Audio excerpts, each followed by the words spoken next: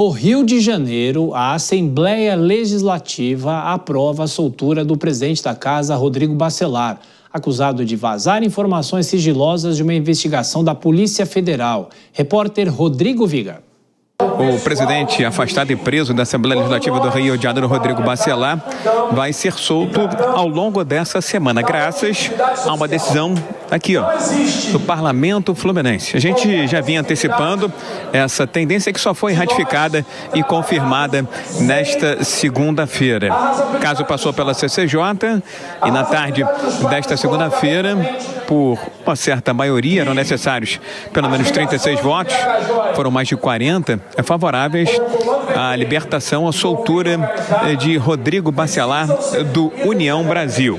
Estavam presentes 65 deputados, 4 ausentes e 1 licenciado. A votação final ficou assim: 42 votaram a favor da soltura de Rodrigo Bacelar, que está na carceragem da Polícia Federal desde a quarta-feira da semana passada, 21 foram contrários e houve 2 abstenções. Agora, alguns votos chamaram bastante atenção. Foi o caso, por exemplo, do voto do deputado estadual Douglas Gomes, que é do Partido Liberal, que votou a favor da manutenção da prisão de Rodrigo Bacelar e já está esperando pela frente algum tipo de retaliação. Tentaram fazer uma divisão da esquerda com a direita. Na verdade, o que aconteceu hoje é quem acredita que a investigação ela tem fundamento ou não.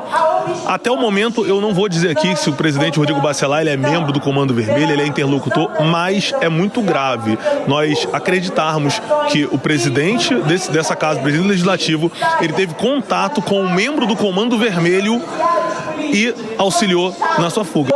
O deputado Flávio Serafini, do PSOL, diz que claramente o crime organizado tem sim influência na política e no legislativo fluminense. E a prisão do TH Joias reforçou isso.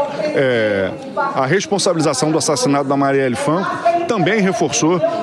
A família Brazão tinha secretários no governo municipal, no governo estadual, mesmo depois dos acusados do assassinato de Marielle Franco. Infelizmente, isso é uma verdade e a gente espera que essa investigação ajude a reduzir essa influência do crime organizado dentro do parlamento. A decisão aqui do plenário da Assembleia Legislativa do Rio de Janeiro segue para o ministro Alexandre de Moraes do Supremo Tribunal Federal, que foi quem determinou a prisão de Rodrigo Bacelar. Muito provavelmente, segundo o que se comentou aqui no Parlamento do Rio de Janeiro, medidas cautelares vão ser impostas a Rodrigo Bacelar do União Brasil. Dentre elas, tornozeleira eletrônica, apreensão de passaporte, necessidade de comparecimento com frequência ao juízo, entre outras restrições, como prevê o deputado estadual Carlos Mink. Então, eu acho que o mínimo que a Assembleia podia fazer era dar os instrumentos para a Justiça apurar, sem que o presidente, com o poder que ele tem, pudesse obstruir a investigação.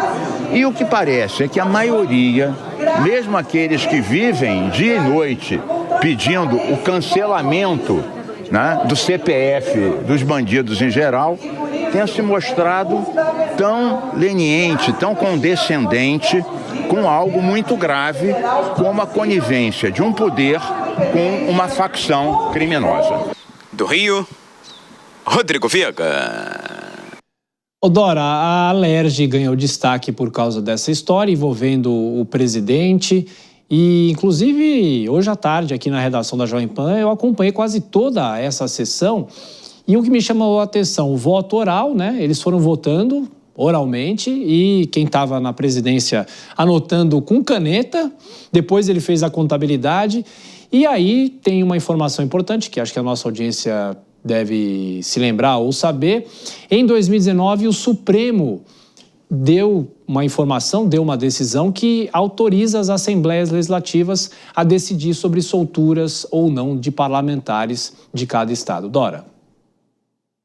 Pois é. Bom, primeiro a gente precisa lembrar que esse presidente da Assembleia, agora preso, mas com a prisão revogada, foi reeleito em fevereiro com a unanimidade da Assembleia Legislativa, 70 votos a 0. São 70 deputados na Assembleia do Rio de Janeiro. Isso quer dizer alguma coisa, né? Quer dizer lealdade, quer dizer cumplicidade e por isso essa benevolência de uma votação que não foi apertada, porque esse score que traz o Vica, 42-21, não é um placar apertado, né? É um placar benevolente de quem acha que tudo bem. Agora, eu acho que uma frase dita pelo Rodrigo Bacelar na audiência de custódia explica muito, né, esse resultado. Ele disse assim, quando cobrado, por que ele não avisou as autoridades que aquele TH Joias, do ex-deputado preso por ligações com o Comando Vermelho, por que ele não avisou que ele iria fugir, já que esse TH Joias telefonou para ele, Rodrigo Bacelar? Ele disse, não estou aqui para entregar colegas. Então, eu acho que essa frase pode ter funcionado como uma espécie de senha.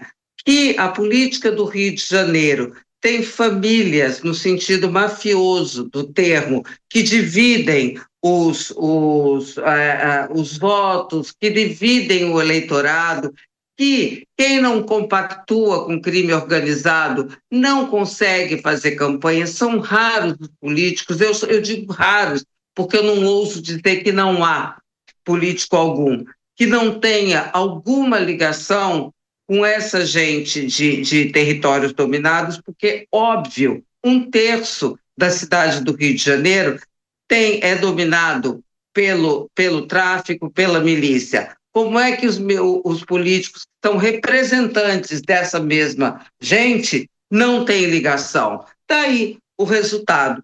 Isso é uma ilação? Mas eu acho que faz todo sentido. E o resultado dessa votação, e agora o ministro Alexandre de Moraes, ele tem poder de decidir como é que essa liberdade vai ser cumprida, em quais restrições mais ele vai impor. Está aí o resultado. Eu acho que esse resultado fala muito, não fala tudo, mas fala muito sobre a infiltração do crime na política do Rio de Janeiro em especial. É no país todo, mas no Rio é especial.